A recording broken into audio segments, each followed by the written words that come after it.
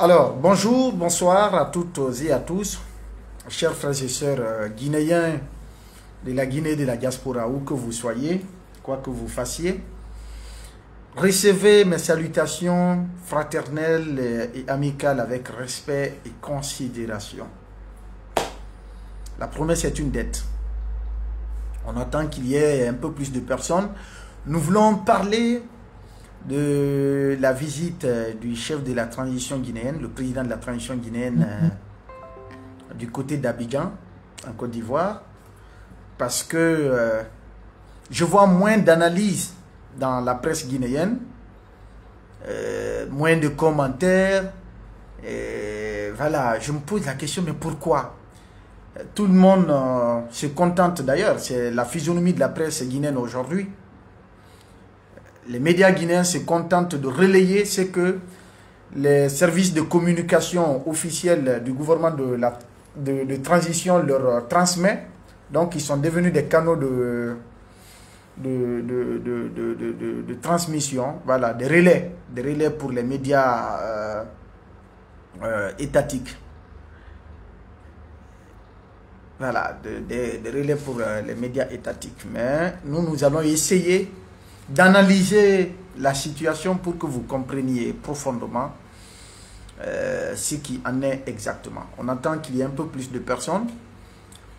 Partagez le live pour qu'il y ait un maximum de personnes qui suivent cette vidéo pour comprendre véritablement de quoi est-ce qu'il s'agit. Et voilà quoi, que les autorités peut-être eux-mêmes ils ne comprennent pas. Voilà, ça va vous surprendre.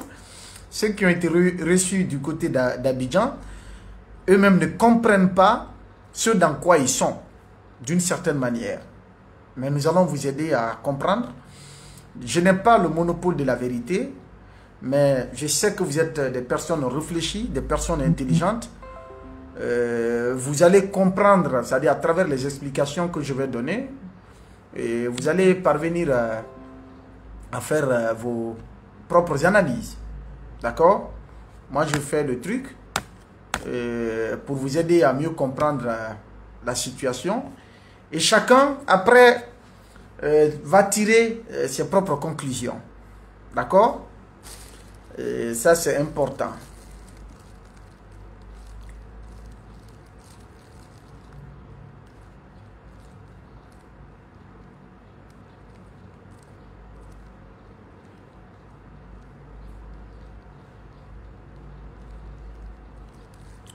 Et j'ai promis de faire, j'ai déjà fini l'article. Je suis sur les dernières corrections là. Voilà, je vais finir, mais après la vidéo, j'apporte une dernière correction là-dessus, une dernière lecture de l'article.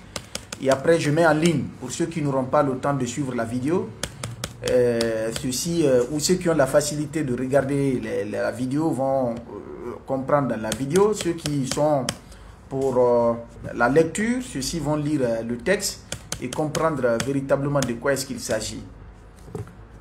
Puisque on a l'impression même que les intellectuels guinéens, en tout cas pour la plupart qui sont sous le CNRD, ont, disons, épousé la facilité où tout le monde se détourne de l'essentiel. Personne ne veut apporter un regard critique sur la gestion de la transition, sur les actes que posent les autorités de la transition. Alors, on est à quelques 160 ou plus maintenant là, on va démarrer, c'est intéressant. Partagez la vidéo, voilà, partagez la vidéo et essayez de mettre les cœurs pour éviter que notre direct soit signalé par les esprits négatifs. D'accord? On va évoluer. Vous avez vu le titre du direct, non? Je crois que vous avez vu le titre. San Pedro, Nimba, Conakry. Un vieux corridor réactivé, une souveraineté en danger. Pour ceux qui ne le savent pas, certainement vous avez entendu parler. Je ne voudrais pas réveiller des histoires qui font polémique dans notre pays, mais pour précision importante, on va commencer par l'histoire et revenir à l'actualité.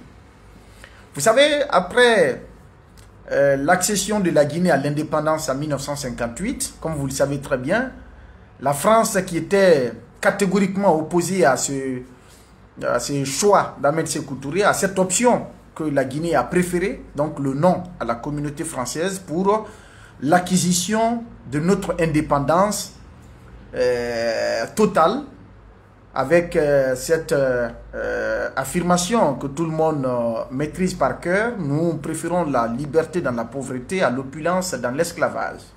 D'accord? Après l'accession de la Guinée à l'indépendance, il y a eu, non seulement la Guinée a été isolée, par la France a mené toutes les démarches possibles pour isoler la Guinée, pour, n'est-ce pas, créer le chaos avec le nouveau gouvernement, pour, disons, créer une sorte de désordre pour que la France puisse revenir en force et en puissance pour reprendre la situation en main. Parce que la Guinée, c'est un potentiel, c'est un pays important pour la France. Et d'ailleurs, c'est un pays très important d'ailleurs dans la géopolitique mondiale à cause de nos ressources minières. Donc après l'accession de la Guinée à l'indépendance, il y a eu effectivement des tentatives de coup d'État, comme d'ailleurs nous l'apprenons dans les livres d'histoire. La mémoire de Jacques Foccart. Jacques Foccart, vous avez appris énormément de choses. Il y a d'autres auteurs français et même africains, des auteurs guinéens qui ont reconnu effectivement que la France a manœuvré dans tous les sens pour faire tomber le régime de la révolution de feu Ahmed Sékou Touré. Il y a eu donc la préparation de plusieurs projets de coup d'État visant à renverser Ahmed Sékou Touré. Mais qu'est-ce qui a accéléré un peu les choses, selon ce que nous apprenons de l'histoire?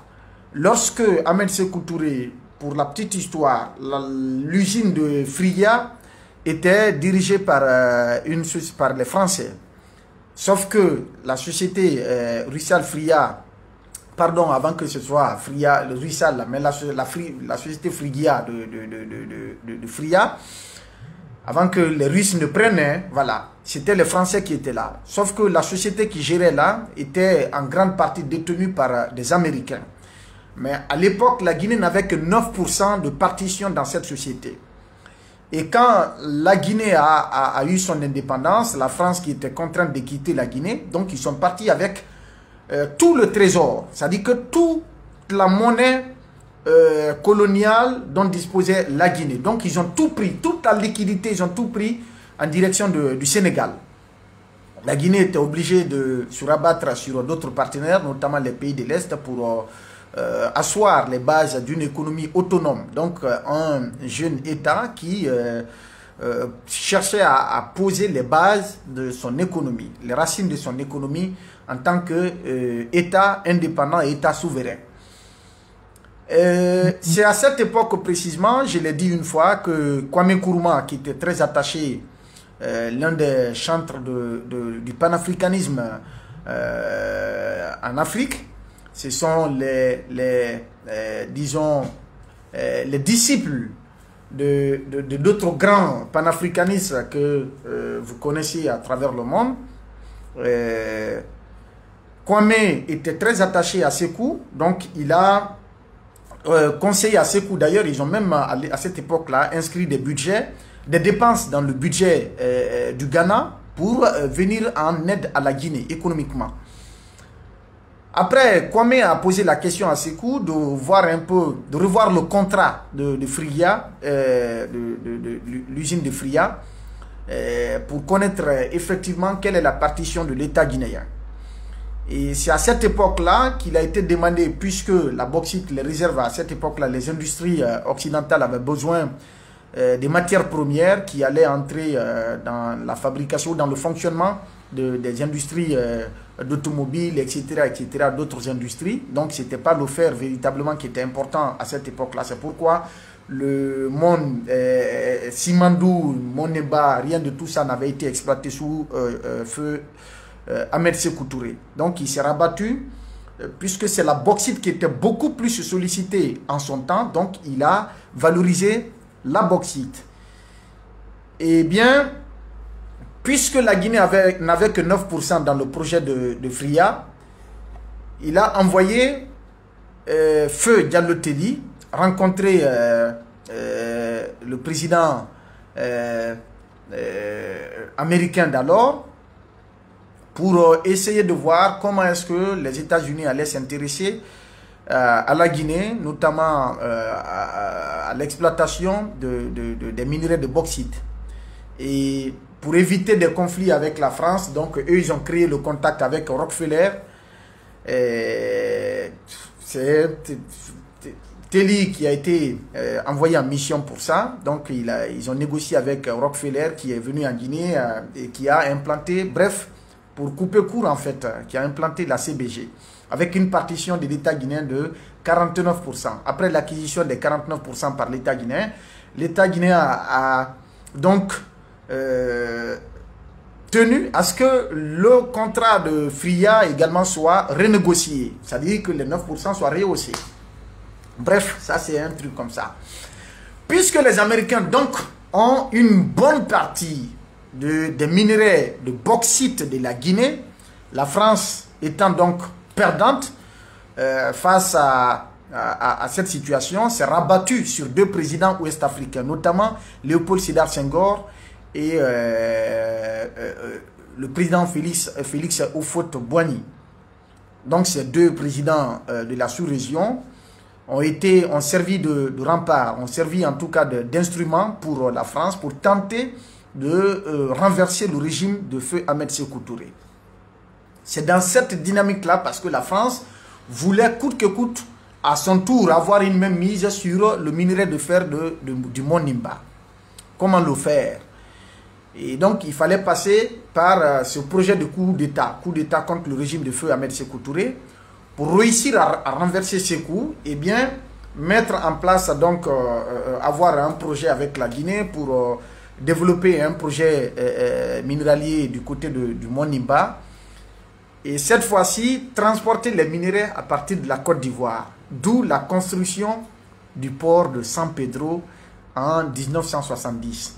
Les travaux ont été lancés, je crois, en 1968, au mois d'août 68, je crois, le port de San Pedro. Et 2 ans après, le port a été inauguré. L'objectif principal, en fait, la vision qui était derrière la construction de ce port par les Français, donc ce sont les Français qui ont construit le port de San Pedro. L'objectif qui était derrière, c'était justement procéder au transport des minerais de fer du Mont Nimba à San Pedro. C'est-à-dire, une fois que la France réussissait, les autorités françaises d'alors réussissaient leur plan de renversement du régime de Conakry, ils allaient donc avoir une même sorte, ils allaient avoir une même mise sur ces minerais de fer. Donc ils allaient passer par des procédés pour avoir une même mise sur le minerai de fer de Nimba, et donc créer un chemin de fer entre San Pedro et le Mont Nimba du côté de Lola, pour que les exploitations minières du Mont Nimba, donc que ce corridor soit utilisé pour expédier nos minerais de fer. Voilà l'objectif de la construction de ce port de San Pedro. Sinon, il y avait, en 1970, le port d'Abidjan était déjà là. Un port qui a été construit en 1938. D'accord? Le port d'Abidjan, je crois, c'est oui, dans les années 1938. Si j'ai bonne mémoire, si je ne me trompe. Et celui de San Pedro, pourquoi avoir ce port de San Pedro alors qu'il n'y a pas de zone minière de ce côté-là? Je ne sais pas si vous comprenez un peu. Le port d'Abidjan est 2 fois, voire 3 fois, voire 4 fois, voire 10 fois plus important que le port de San Pedro. Pourquoi vouloir d'un deuxième port loin à l'intérieur du pays, loin de la capitale, s'il n'y avait pas un autre objectif derrière? Et donc c'est ce que je vous dis là. L'objectif qui était derrière, c'était justement pour utiliser le port de San Pedro dans le cadre de l'exploitation des minerais de fer du Mont Nimba, que les minerais soient transportés du côté de San Pedro et être vendus ailleurs. C'est ce qui a motivé. Malheureusement, les autorités françaises n'ont pas réussi dans leur plan. Ils ont échoué. Elles ont échoué plutôt. 67 ans après. Bon, 70 à maintenant, ça fait combien d'années? Quelque chose de 50 ans après. 50 ans après, voilà que le projet là est en train d'être ressuscité. Vous vous souvenez, à un moment donné, le président Ouattara disait qu'il n'avait pas affaire à des putschistes. Et récemment, la France, vous le savez très bien, a perdu le Mali, la France a perdu le Burkina, la France a perdu le Niger. Et les Américains sont en train d'avancer du côté de la Guinée, notamment à travers Rio Tinto. La France, donc, n'a aucune partition dans l'exploitation des minerais de fer ou des mines guinéennes, d'une certaine manière. Donc, ils n'ont pas grand-chose dans les mines de Guinée. Or, les premières études qui ont été faites sur ces réserves minières de toute nature, ce sont des Français qui ont réalisé ces études-là. Voilà aujourd'hui qu'ils n'ont pas de même mise, qui n'ont pas suffisamment de contrôle ou ils n'ont pas assez d'autorité ou en tout cas de gain dans l'exploitation des mines guinéennes. Maintenant qu'ils ont perdu le contrôle des autres pays-là, la France cherche à se positionner, à se repositionner en Guinée. À se repositionner en Guinée, eh bien, il n'y avait pas de certitude. Selon mon analyse, ils n'étaient pas sûrs que le régime de Conakry tienne jusque maintenant. Et puisqu'ils constatent maintenant que Mamadi Doumbouya a la volonté de se maintenir au pouvoir, vaille que vaille, contre vents et marées, eh bien, il faut mettre les chances de ses côtés. On passe donc par la Côte d'Ivoire pour inviter le président de la transition guinéenne pour mettre en place ce qu'ils ont qualifié d'un protocole d'accord, mettre en place un accord de coopération économique entre la Guinée et la Côte d'Ivoire. Mais cet accord, l'objectif principal que beaucoup de gens n'ont pas compris, que le président ivoirien a annoncé, c'est la construction du chemin de fer San Pedro-Monimba. Pourquoi le président ivoirien voudrait d'un chemin de fer qui quitte San Pedro aller à Monimba? Pourquoi? Posez-vous la question, pourquoi? Dans quel intérêt? Est-ce dans l'intérêt de la Guinée, dans l'intérêt de la Côte d'Ivoire ou dans l'intérêt de la France qui a construit le port de San Pedro en 1970? Posez-vous la question. Posez-vous la question entre le Monimba et San Pedro, ça fait quelque chose de 400 km, au moins 400 km. Pourquoi maintenant là, le président Alassane Ouattara s'intéresse-t-il à la Guinée jusqu'à aller, n'est-ce pas, conclure un accord avec les autorités de la transition guinéenne pour un projet de construction d'un chemin de fer, donc des rails qui vont quitter San Pedro pour rallier le Monimba. Ce n'est pas moi qui l'ai dit, hein, c'est le président Ouattara qui l'a déclaré. Tout le monde a suivi son discours. Pourquoi? Alors que, vous allez comprendre, le Libéria voisin, le Libéria a un port qu'on appelle le port de... comment on appelle? Le port de Buchanan. Le port de Buchanan a été construit par les Américains dans le cadre de l'exploitation de... Donc les Américains ont construit le chemin de fer qui quittait. S'il vous plaît, mettez les cœurs parce que je constate que le direct est en train d'être signalé. Les Américains ont construit le chemin de fer et le port de Buchanan dans le cadre de l'exploitation des minerais de fer du Monimba côté Libéria. Côté Libéria. Après des années d'exploitation, aujourd'hui, le chemin de fer là est tenu par une société qu'on appelle ArcelorMittal. ArcelorMittal, c'est une société anglo-indienne qui exploite aujourd'hui ces minerais de fer, comment dirais-je, ce chemin de fer qui a été construit dans les années 50. D'accord? une société anglo-indienne qui exploite ça aujourd'hui. Dans un premier temps, quand Alpha Condé avait réussi à récupérer le Simandou, les blocs de Simandou, les partenaires, notamment même les Rio Tinto, avaient voulu que l'État guinéen accepte que les minerais de fer de Simandou soient exportés à travers le Libéria, parce que les infrastructures existent déjà au Libéria. Les rails du Mont Nimba, côté Libéria, sont à quelques 50 km de la Guinée, donc pour atteindre le territoire guinéen. Quelques 50 km. Et donc, Rio Tinto avait voulu utiliser, n'est-ce pas, les infrastructures portuaires et ferroviaires du Libéria pour exporter les minerais de fer de Simandou dans un premier temps. Chose que le gouvernement d'Alpha Condé avait catégoriquement refusé. Quand ils ont refusé cela, c'est là qu'ils ont tenu à ce qu'il y ait la construction du chemin de fer Monimba qui passe maintenant par Zérekora jusqu'à Fourekaria. C'est-à-dire, c'est Alpha Condé et son gouvernement qui ont tenu mort du cul à ce que le chemin de fer soit réalisé jusqu'à la construction d'un port en eau profonde du côté de Moribaya, dans Fourekaria. Parce que ça fait beaucoup plus de gains pour la Guinée que si ça passait par le Libéria. Donc on n'allait pas bénéficier de beaucoup de choses. Ce chemin de fer est en train d'être construit aujourd'hui. Même si on attribue tout cela au CNRD. Alors que le projet était bien en cours. Puisque dans un premier temps, Rio Tinto avait dit catégoriquement ne pas pouvoir faire le chemin de fer sur plus de 600 km. Et donc c'est là Alpha est allé chercher des partenaires. D'où la venue de Winning Consortium Simandou, qui ont promis justement de faire le chemin de fer.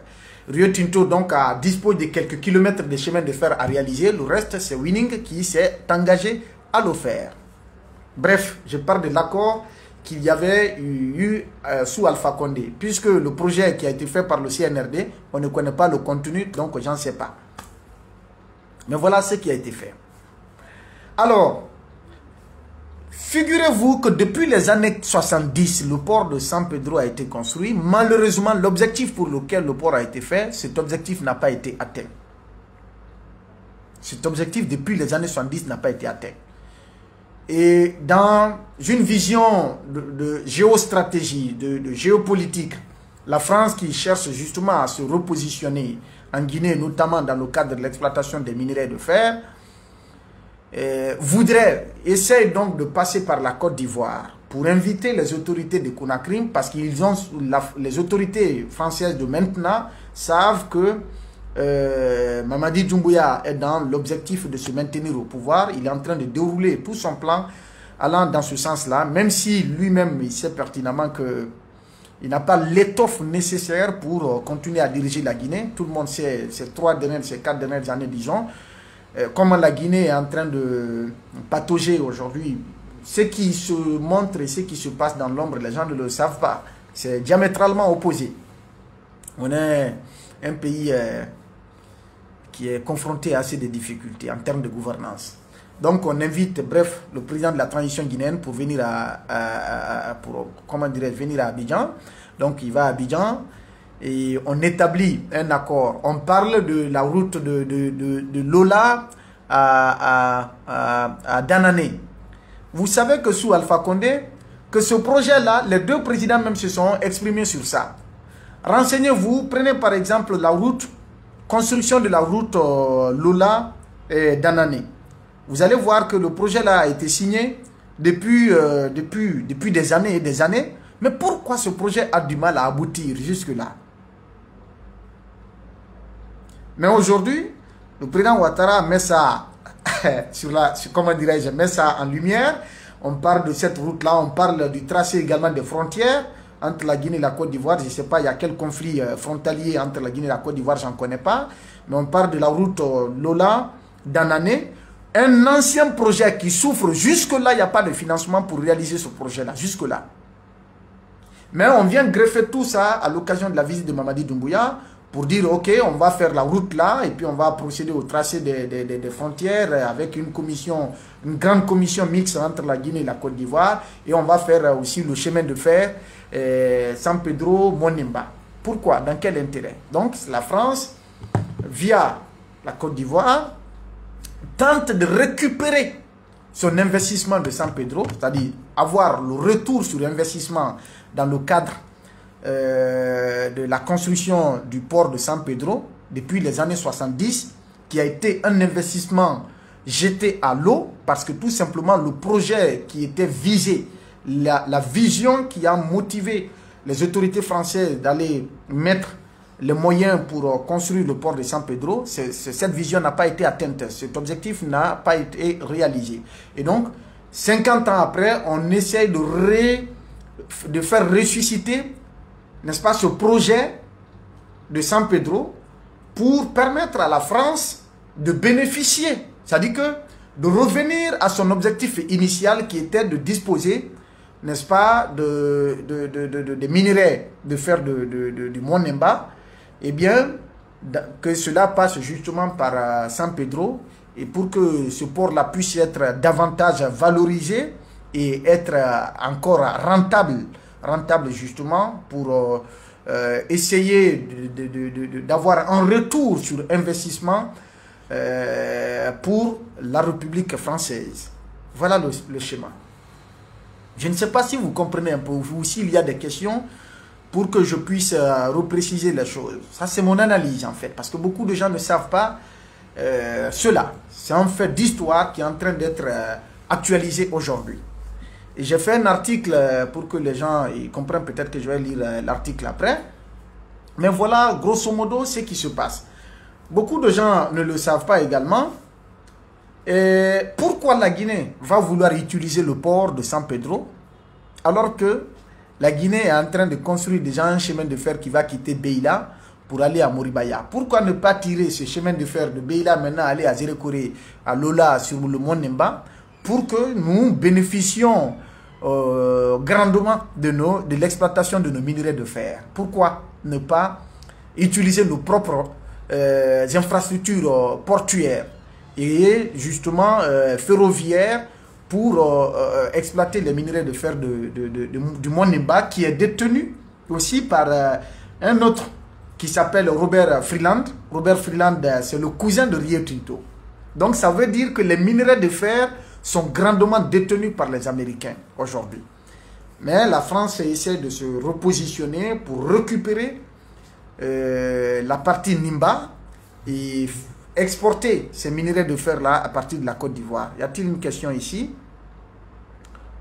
Question de précision pour ceux qui ne comprennent pas, hein, vous pouvez poser des questions, mais il faut épingler si possible pour que je puisse... attendez. Je pensais qu'il y avait une question là. D'accord. Que Dieu protège. Non, ouais, c'est pas ça. Rien d'étonnant. Non, c'est pas ça. Est-ce qu'il y avait une question? En train libre, vraiment, la Guinée en train... Ouais. Alors, il dit, vous ne trouvez pas bizarre que Mamadi ne traîne avec les valeurs de l'Occident, chemin de fer, là. Oui, justement, en fait, je pose la question là. Je dis pourquoi, c'est-à-dire que pourquoi les autorités guinéennes, le président de la transition, a signé un accord de coopération économique avec le président Ouattara, un accord qui prévoit la construction d'un chemin de fer entre, c'est-à-dire un chemin de fer qui va quitter le port de San Pedro pour aller sur le Mont Nemba. Dans quel intérêt? Posez-vous cette question. Le port, en fait, c'est ce que j'explique. Le port de San Pedro a été construit par les Français. Et l'objectif initial, c'était justement d'exporter les minerais de fer de Nimba à travers le port de San Pedro. Puisque cela n'a pas réussi jusque-là, et que la France est en train de perdre des territoires, des pays très importants dans le cadre de la coopération entre l'Hexagone et les pays africains qui disposent de matières premières qui doivent forcément ou nécessairement servir à la France, donc à l'industrie occidentale, et donc il faut se repositionner. Mais si la France vient directement vers la Guinée aujourd'hui pour tenter de faire quoi que ce soit dans le cadre de ce projet-là, est-ce que ça va réussir? Point d'interrogation. Et aujourd'hui, quel est ce président qui se trouve être un peu favorable à la politique française du moment dans la sous-région? Cela est connu, on dit que c'est le président Ouattara, et donc on passe par lui pour tenter de lancer un appât, n'est-ce pas, à Mamadi Doumbouya. Donc puisqu'ils savent qu'il n'a pas ce parcours académique pour comprendre véritablement, il n'a pas une vision géostratégique ou géopolitique. Donc, il ne connaît rien dans ce domaine-là. Excusez-moi du terme, ce n'est pas pour le réduire, mais il n'en sait pas vraiment. La géopolitique, il n'en sait absolument rien. Il n'a pas de formation académique pour lui donner une certaine ouverture d'esprit sur cette histoire et sur les enjeux du moment pour comprendre véritablement pourquoi cet intérêt soudain, pourquoi cette invitation soudaine, pourquoi on voudrait construire un chemin de fer San Pedro-Monimba. Dans quel objectif réellement? Est-ce que cela serait à l'avantage de la Guinée? Point d'interrogation. Là où on a refusé d'exploiter les rails du Libéria qui étaient tout près, qu'on avait juste à tirer pour l'amener sur Simandou par Rio Tinto pour exporter les minerais de fer là-bas, mais le gouvernement d'Alpha, le gouvernement déchu, a catégoriquement refusé cela, qu'il y ait les rails en Guinée parce que cela allait créer de l'emploi, un surplus donc dans le cadre de l'exploitation des minerais de fer pour la Guinée. Et donc aujourd'hui, à partir de la construction de ces chemins de fer qui quittent Beila jusqu'au port de Moribaya, s'il y a lieu d'exploiter Monimba demain ou après-demain, il suffirait juste de d'étendre le chemin de fer de Beila à Lola là-bas, ou encore le port de Buchanan du Libéria. Ça, c'est un port qui est à quelques 200 km de Lola. 200 km de Lola. Pourquoi on va construire un chemin de fer sur plus de 400 km alors qu'il y a des rails qu'on ne peut que tirer juste sur 50 km pour rallier à la Guinée? Pourquoi? Pourquoi on va par exemple refuser d'utiliser le port de Buchanan au Libéria pour prendre le port de San Pedro? Pourquoi? Dans quel intérêt? Posez-vous cette question. Je ne sais pas si vous comprenez un peu ce que je veux dire. Posez-vous la question. Sinon, en fait, on a parlé de la route de Lola juste pour noyer le poisson, pour détourner l'attention des gens. L'essentiel de cette visite-là, l'objectif principal, c'est justement le projet de chemin de fer San Pedro-Monimba. Tout tourne autour de ça. Tout ce qui a été dit après, tout ça là, c'est des... Non, c'est des choses secondaires. Voilà. Mais l'objectif principal, c'est le chemin de fer là. Je ne sais pas si vous comprenez ça. L'objectif principal, c'est ça. Et c'est ce qu'on ne dit pas. C'est ce que l'opinion ne sait pas. La France, à travers Ouattara, tente de rattraper son investissement sur la Guinée. S'il vous plaît, j'ai un appel là. Allô? Allô? Oui? Une minute, parce que je suis en live déjà. Ok, s'il vous plaît. Merci beaucoup. Donc, excusez-moi, hein. Bon, j'ai du respect pour les anciens. Donc, c'est un aîné qui m'appelle. Je suis obligé de répondre. C'est un grand frère qui m'appelle. Voilà. Je suis obligé de le répondre. Comme je le dis, si vous n'avez pas compris, quand même, voilà, posez la question. Il y a quelqu'un qui vient pour parler de graines de quoi? Je ne comprends pas ce qu'il veut dire. Ouattara, non. Je demande des questions. Pourquoi le port de Moribaya est en construction? Mais, ça c'est une question. Ok, je vais répondre. Allô?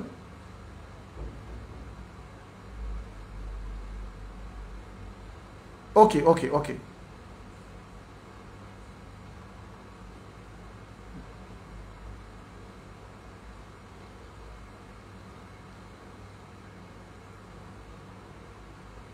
Mhm.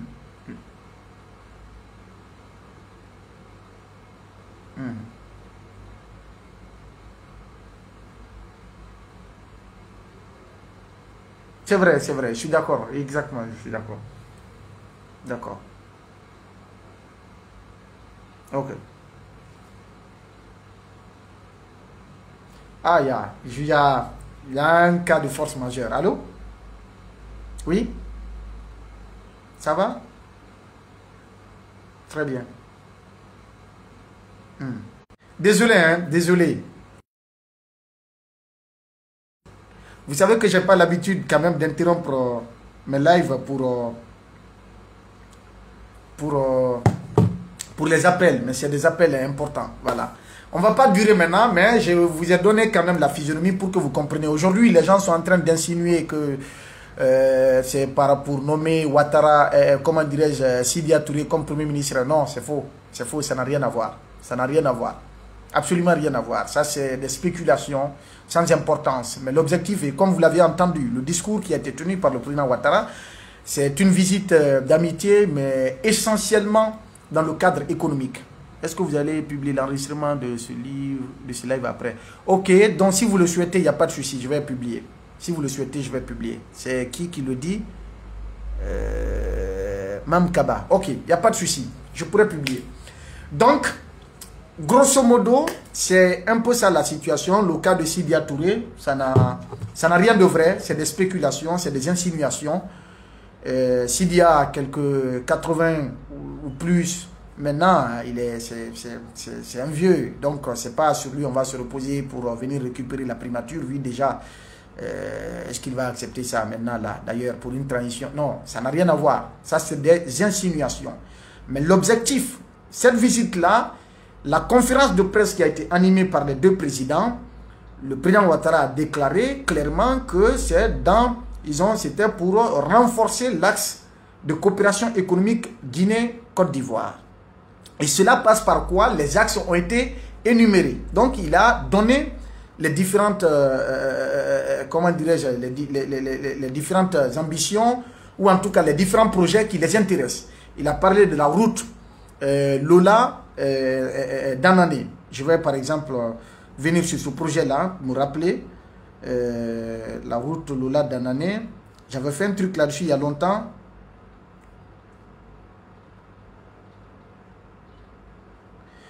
Ça, c'est un vieux projet, vieux projet, il faut le dire. C'est sur une distance de 39,75 km, la route Lola d'Anané. Voilà, ça a été financé depuis, on a parlé en 2019, on parlait même de ça. Il y a même un article, peut-être que je vais voir le contenu là-dessus. Ça, c'est un vieux projet, mais donc le financement souffre. Et si, par exemple, le chemin de fer est construit de San Pedro à Monimba, l'argent peut-être qui va être injecté dans la construction de la route Lola d'Anané, cet argent-là sera récupéré également dans le projet de Monimba, dans le projet d'exploitation des minerais de fer de Monimba. Donc 39-40 km. On dit les premières couches de bitume ont été faites en 2019. Le projet, le financement, c'est 47 millions de dollars américains. Un projet qui est sous financement de la BAD, la Banque africaine de développement. Cette route-là. Mais figurez-vous, les premières couches qui ont été faites depuis 2019 jusqu'à aujourd'hui, ce n'est pas fini. Pourquoi le projet retarde? Beaucoup de gens ne comprennent pas ça aussi. C'est pourquoi je me pose la question, comment les gens réfléchissent? Parce que le CNRD annonce des projets aujourd'hui, les gens ils disent, ah ouais, donc on a annoncé un projet de tel nombre de milliards, tel nombre de millions de dollars. Mais posez-vous la question, en 2022 tout près, l'AFD était venu annoncer le financement de la construction d'une décharge du côté de Koya, c'est-à-dire que un dépotoir d'ordures pour déplacer Dar Salam. D'accord? Déplacer Dar Salam. On a parlé d'un financement, d'une enveloppe de 50 millions de dollars. 2022, la construction du plus grand dépotoir d'ordures de Conakry. Donc la décharge de Dar Salam allait être déplacée du côté de Koya. Ça a été annoncé. Il y a eu des visites. Le ministre Mori Kondé, à l'époque, était allé sur le chantier avec la représentation diplomatique française et d'autres responsables de l'AFD. Ils sont allés sur le terrain là-bas. Où en sommes-nous? Aucun financement n'est tombé. Le projet est où? Ce qui se dit et ce qui se fait, c'est diamétralement opposé. On peut par exemple annoncer 20 milliards pour la Guinée, mais pour parvenir à décaisser les 20 milliards pour la Guinée, c'est tout à fait des problèmes. Notre capacité d'absorption est très très limitée, très très réduite, parce que le décaissement, les finances publiques, ou en tout cas la coopération financière internationale, c'est pas comme le CNR le fait, aller sortir les francs guinéens à la Banque centrale, donner à qui il veut. Non, c'est pas comme ça, ça se passe pas comme ça. Ça obéit à un certain nombre de règles, à une réglementation rigoureuse, que lorsque cela n'est pas respecté, l'argent ne peut pas être décaissé. Ça fait d'ailleurs que la plupart des enveloppes ou des financements qu'on annonce sous le CNRD, les gens ils pensent que c'est l'argent en liquidité qu'on envoie. Non. Sinon, posez-vous la question, toutes ces années, les milliards qui ont été annoncés, ou les centaines de millions de dollars qui ont été annoncés à la Guinée, si on avait eu tous ces montants-là, est-ce qu'on serait à ce niveau aujourd'hui? Non. Donc il y a ce qu'on annonce, promettre quelque chose et parvenir à la réalisation de cette chose-là, ça fait deux. Parce que si les exigences ne sont pas tenues par les autorités, les partenaires qui mettent leur argent ne vont pas accepter d'investir. Ça, c'est clair comme l'eau de roche. Donc, on se détrompe. On annonce, récemment, on parlait de 500 millions d'euros, qu'un projet de financement, un projet de prêt ratifié par le CNT, qui a été promulgué par le président de la transition. Est-ce qu'on va parvenir à décaisser tout ce montant-là? Gros point d'interrogation. Et d'ailleurs, les gens, ils ne comprennent pas. Ça, c'est un prêt qui a été fait à une banque chinoise également. L'État chinois a donné son accord et tout. Mais il y a le prêt de 20 milliards contre les mines qui sont là. Et donc, on est en train de nous endetter. Dans un pays qui est dominé par la corruption, on est en train d'endetter les futures générations. L'argent qui est souvent emprunté ne sert pas à la cause pour laquelle ça a été emprunté. Et finalement, on a la corde au cou. Posez-vous la question, les 5 000 milliards qui ont été pris à la BCRG, les réserves obligatoires des banques primaires. Qui sait aujourd'hui? Quelqu'un peut m'informer comment le gouvernement de transition, comment le CNRD a utilisé ces 5 000 milliards? On n'a aucun compte rendu là-dessus. On ne sait pas où est-ce que ça a été investi et comment ça a été fait. On ne sait pas. Donc, cette visite-là, et comme je vous l'ai dit, le projet, la route Lola Danané, c'est un vieux projet. Et le 19 novembre 2019, le président Alpha Condé avait donné des instructions fermes à des ministres du pôle économique pour faciliter, faire tout à ce que ce projet-là soit réalisé le plus tôt que possible. Donc, eh bien, on dit il a donné en effet de prendre toutes les dispositions nécessaires à la levée des obstacles en rapport avec le projet d'infrastructure routière Lola Danané, ainsi que celui de Bokeh Kebo, ça c'est en cours aujourd'hui encore. Et tout ça c'est sous Kebo, Guinée-Bissau, tout ça c'est sous financement de la BAD. Donc on revient sur ça aujourd'hui, alors qu'on parle de ça depuis 3, ça donne 6 ans ou 7 ans presque maintenant. Mais on vient ressusciter tous ces projets-là. Mais l'objectif principal, eh bien écoute, Mamadi, on va construire le chemin de fer San Pedro, Monemba, et puis voilà. Donc c'est la France qui est en arrière-plan. C'est tout, pas plus, pas moins. Pour payer le truc. Bon, bref, c'était ça. Je vais vous laisser. Il y a d'autres sujets que je voulais développer, mais comme je l'ai dit, j'ai un autre programme. On se reprendra. On se reprendra. Mamadi a été invité. Le seul objectif de la visite d'État en Côte d'Ivoire, c'était justement d'avoir son accord pour la construction d'un chemin de fer d'Anané, c'est-à-dire San Pedro, Monemba, dans le cadre justement de l'investissement français qui a été fait dans les années 70, comment récupérer cet investissement toujours dans les minerais de fer de Simandou, du Monemba, c'est l'objectif, et donc il fallait réactualiser cela. Pas plus, pas moins. Si y a d'autres questions, je vais publier l'article que j'ai déjà fini, je corrige l'article, je mets en ligne, avec tous les détails possibles, vous allez comprendre. Merci. Et il y a d'autres sujets, on va développer ça dans un autre live, peut-être après ou demain ou après-demain, je ne sais pas, ça dépendra. Merci à toutes et à tous, bonne soirée, et chez vous, où que vous soyez à travers le monde.